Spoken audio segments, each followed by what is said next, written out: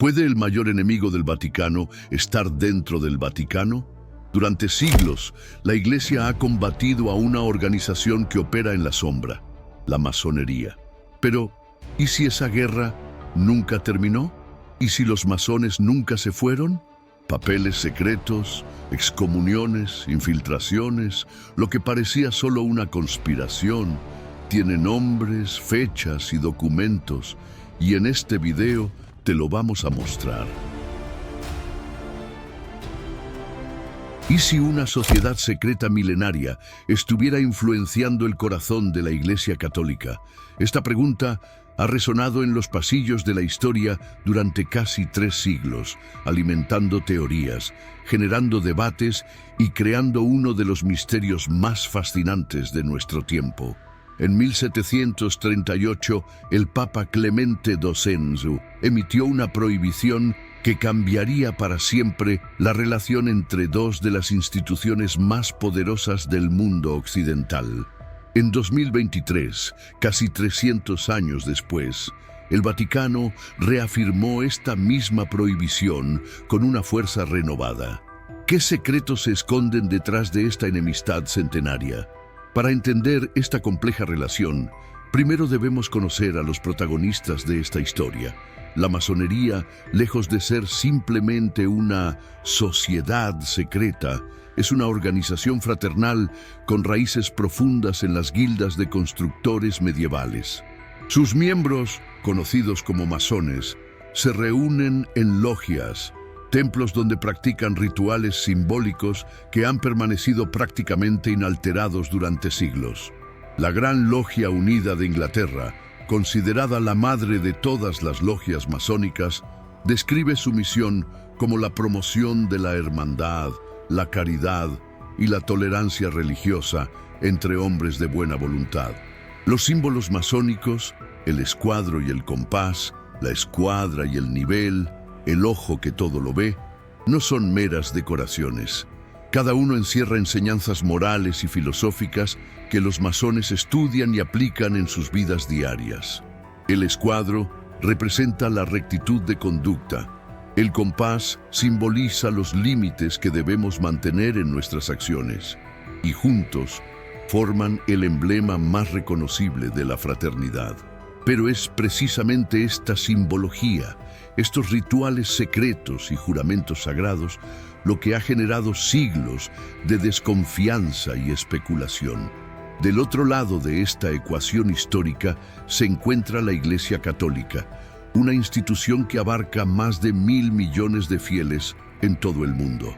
Con sede en el Vaticano, la iglesia más pequeña del mundo, pero una de las más influyentes, la Iglesia Católica ha mantenido durante 2 milenios una doctrina basada en la exclusividad de la fe cristiana. Para la Iglesia, la salvación viene únicamente a través de Jesucristo, y cualquier enseñanza que sugiera lo contrario es considerada una herejía peligrosa. La pregunta que nos ha traído aquí es tan simple como compleja. ¿Los masones realmente controlan el Vaticano? Esta investigación nos llevará a través de siglos de historia, documentos papales, escándalos financieros y teorías que han capturado la imaginación popular. Pero más allá de las conspiraciones y los misterios, buscaremos la verdad histórica, examinando evidencias, separando hechos de ficción y entendiendo por qué esta relación ha fascinado a generaciones de investigadores, escritores y ciudadanos comunes. Prepárate para un viaje que te llevará desde las catedrales góticas de la Europa medieval hasta los pasillos de mármol del Vaticano, donde la historia y el misterio se entrelazan de maneras que quizás nunca imaginaste.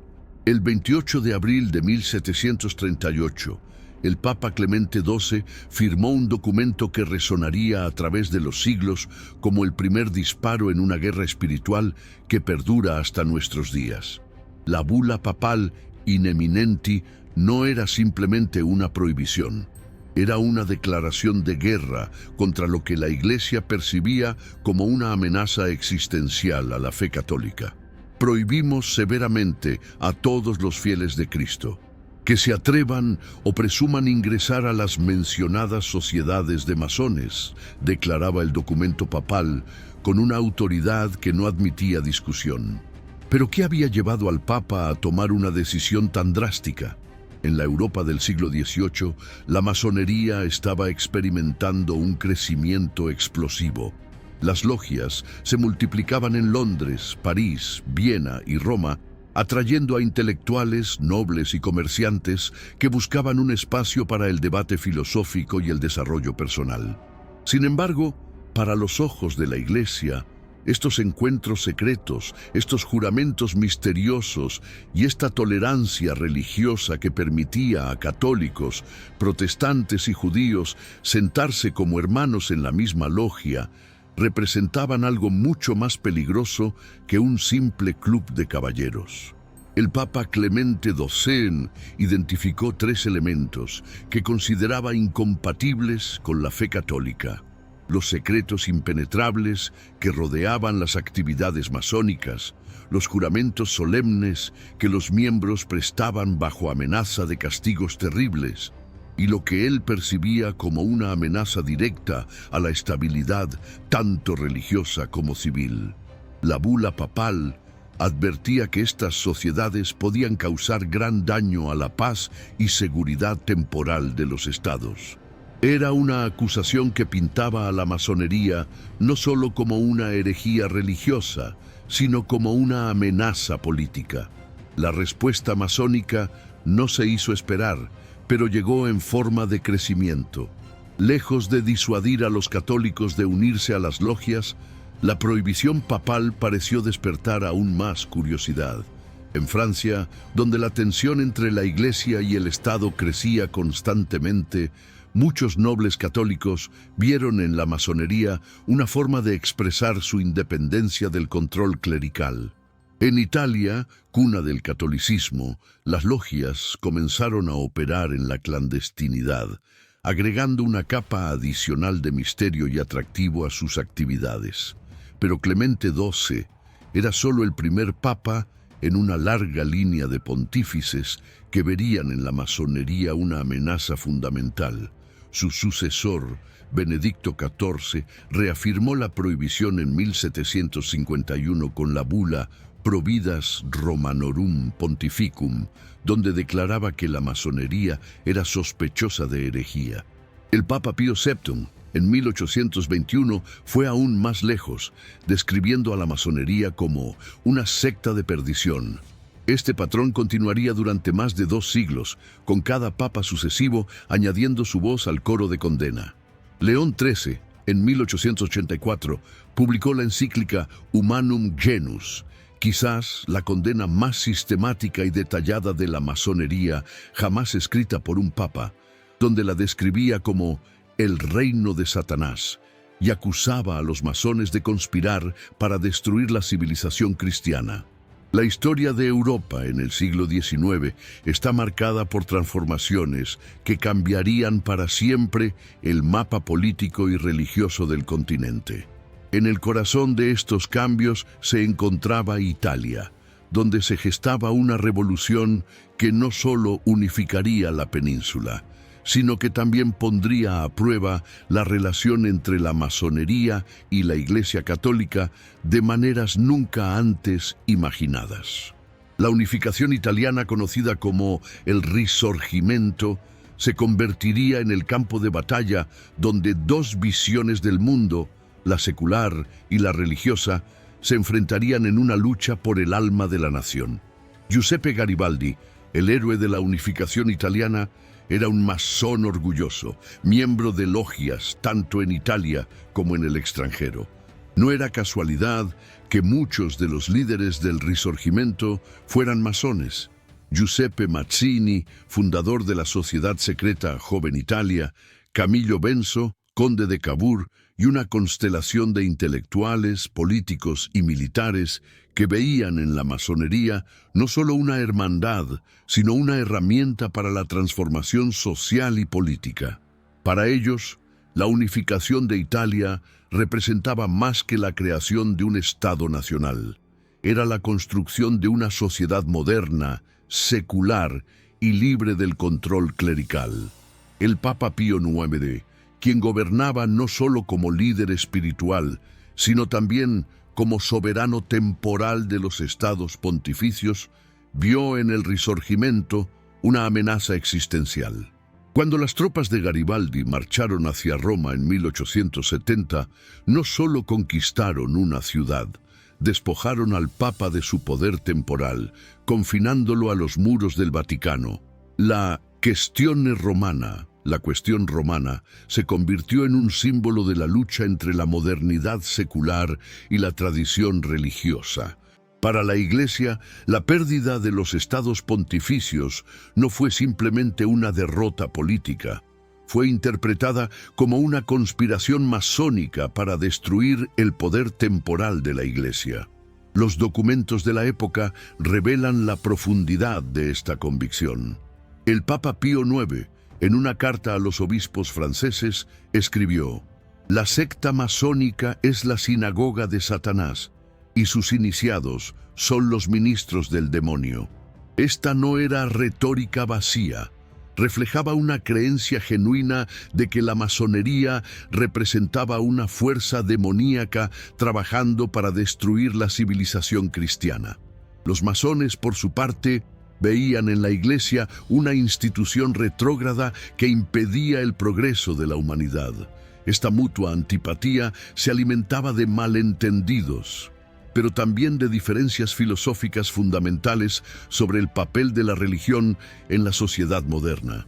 La tensión alcanzó nuevos niveles cuando, en 1884, el Papa León XIII publicó la encíclica Humanum Genus, un documento de más de 10.000 palabras que constituía la condena más sistemática y detallada de la masonería jamás escrita por un pontífice.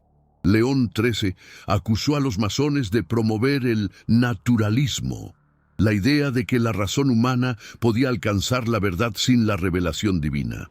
Los describió como enemigos de la familia tradicional, promotores del divorcio y la educación secular, y conspirador para establecer una república universal que destruiría todas las instituciones cristianas. El Papa llegó a afirmar que la masonería era la ciudadela y fortaleza de los malvados, donde se planeaba la destrucción de la Iglesia. Esta guerra fría entre la masonería y la Iglesia Católica no se limitó a documentos oficiales y declaraciones públicas.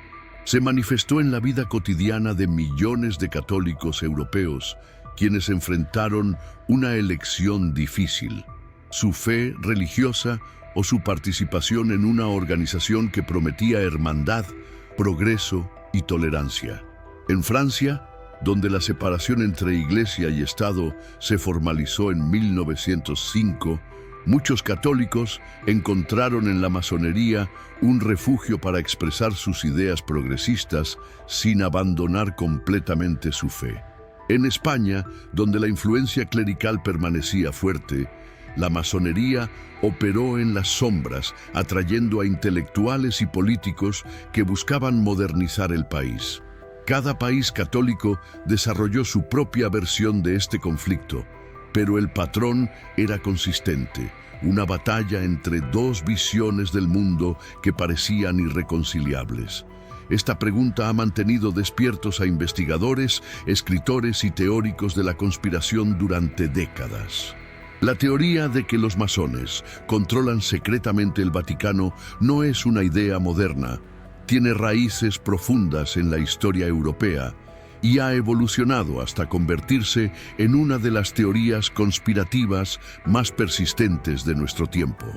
Según esta narrativa, detrás de la fachada de enemistad pública entre la masonería y la Iglesia Católica, existe una realidad mucho más siniestra. Los masones habrían infiltrado sistemáticamente las más altas esferas del poder vaticano, controlando desde las sombras las decisiones más importantes de la cristiandad. Los teóricos de esta conspiración apuntan a varios elementos como evidencia de esta infiltración masónica. El más citado es el escándalo de la logia P2, Propaganda Due, en la década de 1980. una organización masónica italiana que fue desmantelada por estar involucrada en actividades ilegales que incluían fraude, corrupción y vínculos con la mafia. La lista de miembros de P2, conocida como la lista de Licio Gelli, por el nombre de su líder, incluía nombres de políticos, empresarios, militares y, según los teóricos, varios miembros del clero católico.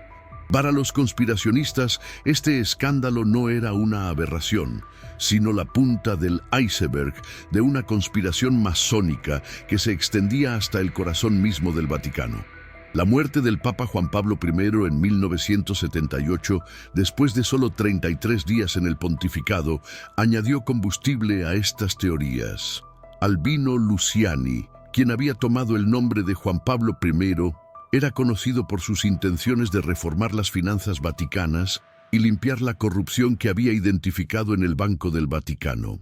Su muerte súbita, oficialmente atribuida a un ataque cardíaco, fue interpretada por algunos como un asesinato perpetrado por fuerzas masónicas que buscaban proteger sus intereses financieros. Aunque nunca se presentaron evidencias médicas que respaldaran esta teoría, la narrativa persistió, alimentada por la negativa inicial del Vaticano a realizar una autopsia y por las circunstancias misteriosas que rodearon el descubrimiento del cuerpo. Los símbolos también juegan un papel crucial en estas teorías. Los teóricos de la conspiración escudriñan cada detalle de la arquitectura vaticana, las vestimentas papales y los rituales católicos en busca de simbolismo masónico oculto. El ojo que todo lo ve, que aparece en billetes de dólar estadounidenses y que es un símbolo masónico reconocido, ha sido identificado por algunos en diferentes lugares del Vaticano. La Plaza de San Pedro, diseñada por Bernini en el siglo XVII, es interpretada como un símbolo masónico gigante debido a su forma elíptica y la disposición de sus columnas. Cada obelisco, cada número, cada proporción arquitectónica es analizada bajo la lente de la simbología masónica, creando una narrativa donde nada es casualidad y todo forma parte de un plan maestro centenario. Sin embargo, cuando examinamos estas teorías con el rigor que merece una investigación histórica seria, encontramos que la realidad es considerablemente más prosaica. El escándalo P2, aunque real y devastador, no representaba a la masonería legítima.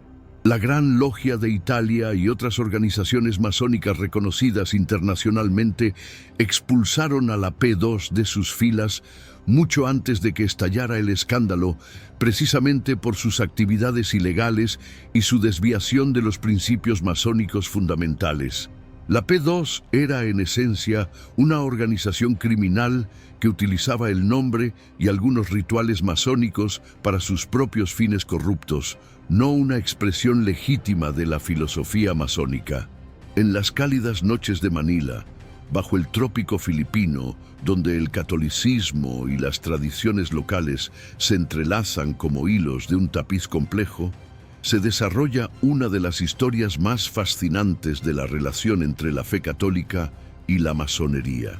Es aquí, en este archipiélago de más de 7.000 islas, donde el 80% de la población se declara católica, donde encontramos la paradoja más intrigante de nuestro tiempo. Miles de hombres que cada domingo se arrodillan ante el altar de Cristo y cada martes se reúnen en logias masónicas, viviendo una dualidad que ha desconcertado a teólogos y sociólogos durante generaciones. La historia de Manuel Alcántara, un empresario de Cebú, cuyo nombre hemos cambiado para proteger su privacidad, ilustra perfectamente esta tensión. Criado en una devota familia católica, Manuel fue monaguillo en su juventud. Participó activamente en los grupos juveniles de su parroquia y consideró seriamente el sacerdocio antes de decidirse por el mundo de los negocios. Sin embargo, a los 35 años, una serie de circunstancias lo llevaron a la puerta de la Logia Balagtas No. 1149 en Makati. No buscaba reemplazar mi fe, nos cuenta en una entrevista que tuvo lugar en un café de Manila. buscaba complementarla. En la logia encontré hermanos que, como yo, creían en Dios y querían servir a la humanidad. Su historia no es única. Según estudios realizados por organizaciones académicas filipinas, aproximadamente el 60% de los masones filipinos se identifican como católicos practicantes. Esta situación ha creado lo que los sociólogos religiosos llaman disonancia cognitiva espiritual, la tensión psicológica que experimentan los individuos cuando sus creencias religiosas formales entran en conflicto con sus experiencias espirituales prácticas. Para muchos católicos masones filipinos, la logia no representa una alternativa a la iglesia, sino un complemento. Participan en obras de caridad organizadas por sus logias, contribuyen a la construcción de escuelas y hospitales y encuentran en los rituales masónicos una forma de meditación y reflexión que enriquece su vida espiritual católica. Cuando estoy en la logia, no dejo de ser católico, explica María del Pilar Santos, una de las pocas mujeres que han sido admitidas en logias mixtas filipinas. Al contrario, mi fe se fortalece porque veo a hombres de diferentes religiones trabajando juntos por el bien común. Sin embargo, esta armonía personal no ha pasado desapercibida para la jerarquía católica. En 2023, el Vaticano emitió una reafirmación específica de la prohibición de la masonería, dirigida particularmente a la situación en Filipinas. La Declaración sobre la Masonería, publicada por la Congregación para la Doctrina de la Fe, fue clara en su mensaje. La pertenencia simultánea a la Iglesia Católica y a la masonería es incompatible. Esta declaración puso a miles de católicos filipinos en una posición imposible: elegir entre dos comunidades que habían llegado a definir su identidad espiritual y social. La respuesta de la comunidad católica masónica filipina ha sido variada y compleja. Algunos han optado por abandonar las logias, priorizando su relación con la iglesia institucional. Otros han decidido mantener su doble pertenencia, argumentando que su conciencia personal debe prevalecer sobre las directrices eclesiásticas. Un tercer grupo ha buscado un camino intermedio, reduciendo su participación activa en las logias, pero manteniendo sus vínculos fraternales. Esta diversidad de respuestas refleja la complejidad de la experiencia religiosa moderna, donde los individuos navegan entre las demandas de las instituciones tradicionales y sus propias búsquedas espirituales. El caso filipino demuestra que la relación entre catolicismo y masonería no es simplemente una cuestión de doctrina abstracta, sino una realidad vivida por miles de personas que buscan conciliar diferentes aspectos de su identidad espiritual y social.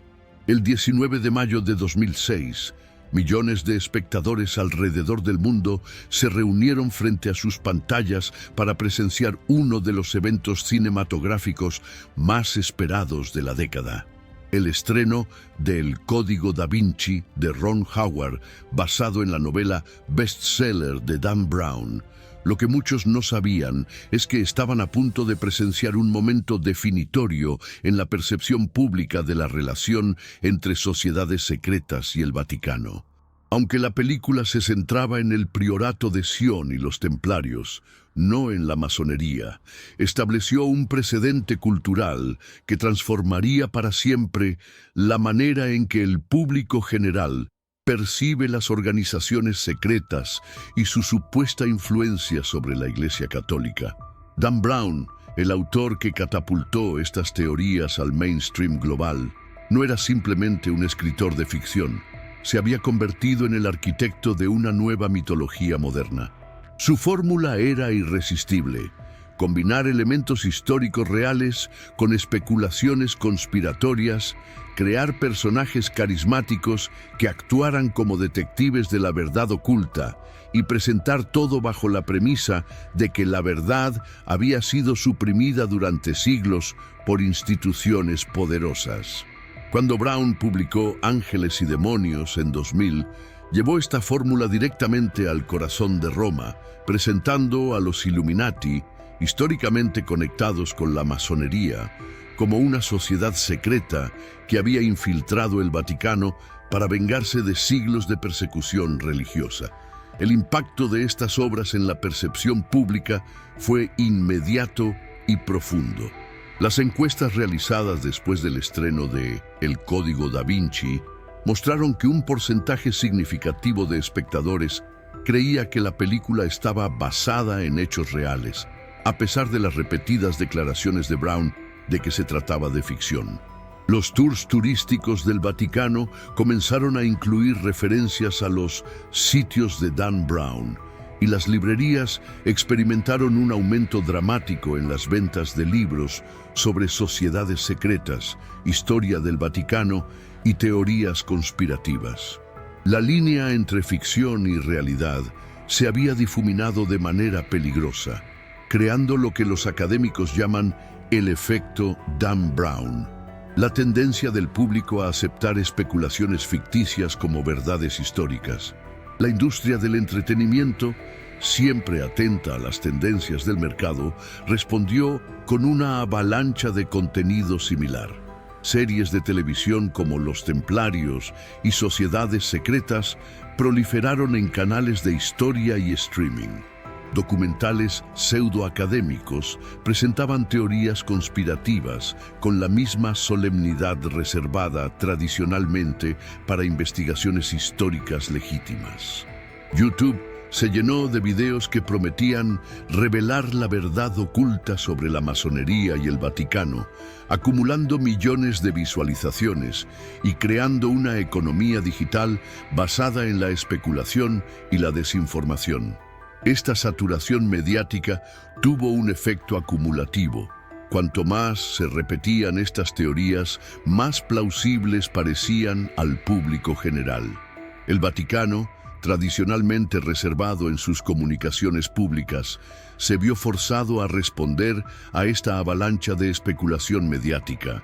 En 2006, el cardenal Tarcisio Bertone, entonces secretario de Estado del Vaticano, convocó a una conferencia de prensa específicamente para abordar las afirmaciones de El Código Da Vinci.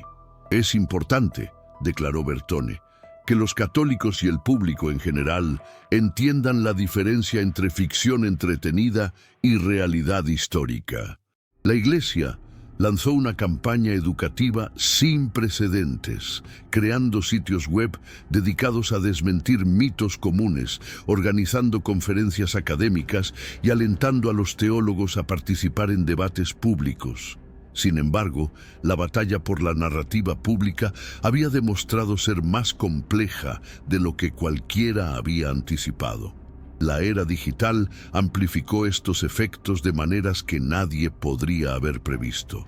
Los algoritmos de recomendación de las redes sociales, diseñados para mantener la atención del usuario, comenzaron a crear cámaras de eco, donde las teorías conspirativas se reforzaban mutuamente. Un usuario que buscaba información sobre la masonería podría encontrarse, después de una serie de clics, viendo videos sobre la infiltración masónica del Vaticano o los secretos ocultos de la Plaza de San Pedro. La democratización de la información, que había prometido llevar el conocimiento a las masas, también había democratizado la desinformación. El resultado fue una generación de personas que, sin entrenamiento en metodología histórica o análisis crítico, se convirtieron en investigadores de teorías conspirativas, armados con fragmentos de información descontextualizada y una desconfianza profunda hacia las instituciones tradicionales, tanto religiosas como académicas.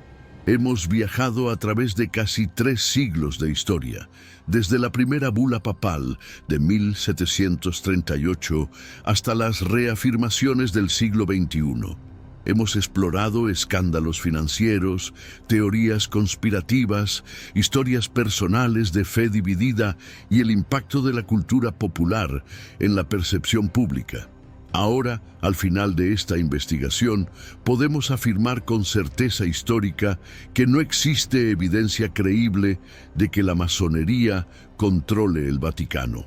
Sin embargo, esta conclusión no disminuye la importancia de entender por qué esta creencia ha persistido durante tanto tiempo y qué nos dice sobre la naturaleza humana, el poder de las instituciones y nuestra fascinación eterna con los secretos y las conspiraciones. La realidad histórica es mucho más compleja y en muchos sentidos más interesante que cualquier teoría conspiratoria. La tensión entre la masonería y la Iglesia Católica no surge de una conspiración secreta, sino de diferencias filosóficas fundamentales que reflejan uno de los debates más importantes de la modernidad: el conflicto entre el pensamiento secular y la autoridad religiosa tradicional. La masonería, con su énfasis en la razón, la tolerancia religiosa y la hermandad universal, representaba durante los siglos XVIII y XIX una visión del mundo que desafiaba directamente la autoridad exclusiva de la Iglesia Católica. No era necesaria una conspiración.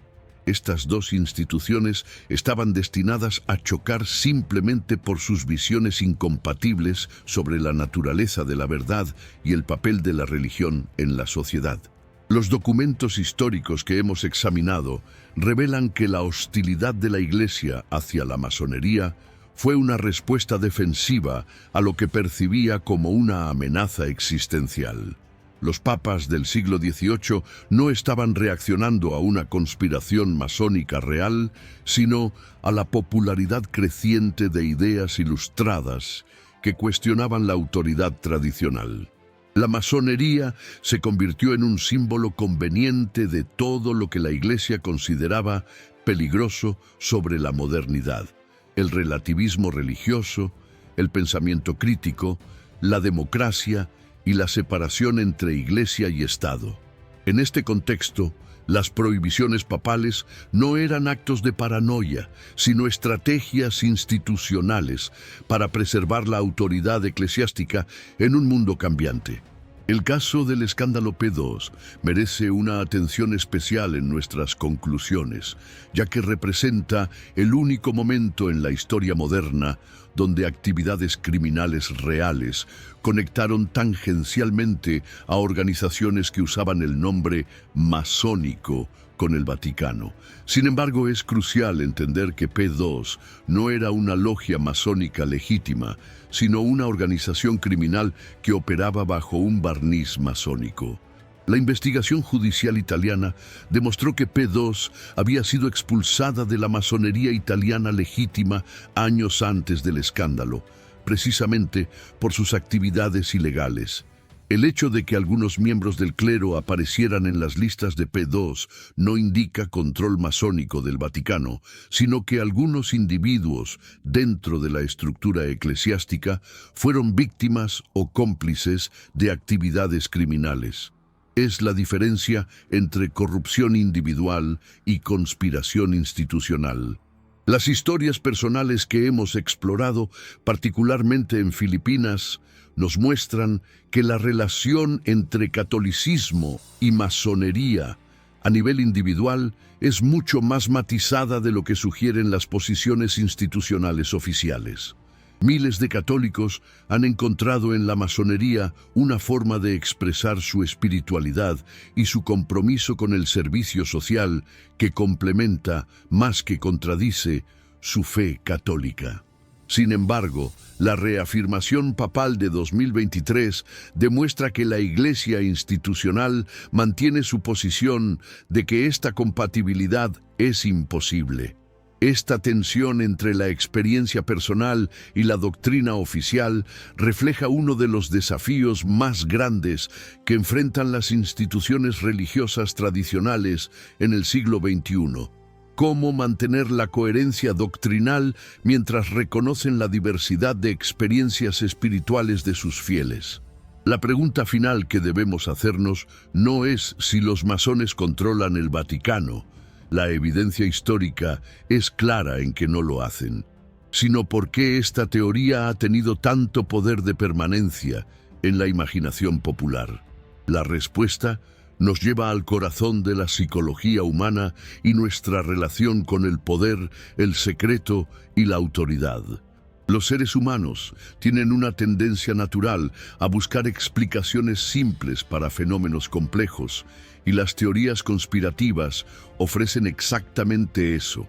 Una narrativa clara, donde los buenos luchan contra los malos, donde cada evento tiene una causa identificable y donde los secretos ocultos pueden explicar todos los misterios del mundo. La relación entre la masonería y el Vaticano es perfecta para este tipo de narrativa porque involucra dos instituciones poderosas: secretos reales, los rituales masónicos, y autoridad religiosa, el Vaticano. Además, vivimos en una era donde la confianza en las instituciones tradicionales está en declive. Muchas personas sienten que no tienen acceso a la verdad real sobre cómo funciona el mundo, y las teorías conspirativas ofrecen la ilusión de conocimiento privilegiado. Creer que uno conoce los secretos ocultos del poder proporciona una sensación de control y superioridad intelectual que es psicológicamente atractiva. En el caso específico de la masonería y el Vaticano, esta dinámica se amplifica porque ambas instituciones han cultivado, por diferentes razones, una imagen de misterio y secreto que alimenta la especulación. La cultura popular, como hemos visto en el capítulo anterior, ha jugado un papel crucial en perpetuar estas teorías. Las novelas de Dan Brown, las series de televisión y los documentales pseudoacadémicos han creado un universo narrativo donde las conspiraciones masónicas son no solo posibles, sino inevitables. La línea entre entretenimiento y información se ha difuminado hasta el punto donde muchas personas derivan su conocimiento histórico de fuentes ficticias. Este fenómeno no es exclusivo de la relación masonería-Vaticano. Refleja un problema más amplio en la era digital sobre cómo consumimos y procesamos información. Entonces, ¿cuál es la verdad real sobre la relación entre la masonería y el Vaticano? La verdad es que se trata de una historia profundamente humana sobre dos instituciones que representan visiones diferentes del mundo, que han coexistido en tensión durante siglos y que han sido malentendidas tanto por sus defensores como por sus críticos. La masonería no controla el Vaticano, pero tampoco es la organización benevolente y transparente que algunos de sus defensores afirman. La Iglesia Católica no está siendo destruida por una conspiración masónica, pero tampoco ha sido siempre justa en sus caracterizaciones de la masonería. La realidad, como suele suceder, es más compleja y matizada que cualquier teoría simple. La lección más importante de esta investigación no es la respuesta específica a la pregunta sobre el control masónico del Vaticano, sino el proceso mismo de hacer las preguntas correctas. En una era de información abundante pero confusa, la habilidad más valiosa no es la capacidad de recordar hechos, sino la capacidad de evaluar fuentes, distinguir entre evidencia y especulación, y mantener la humildad intelectual necesaria para cambiar de opinión cuando la evidencia lo requiere. La historia de la masonería y el Vaticano nos enseña que la verdad histórica es a menudo menos dramática que la ficción, pero invariablemente más rica y más instructiva.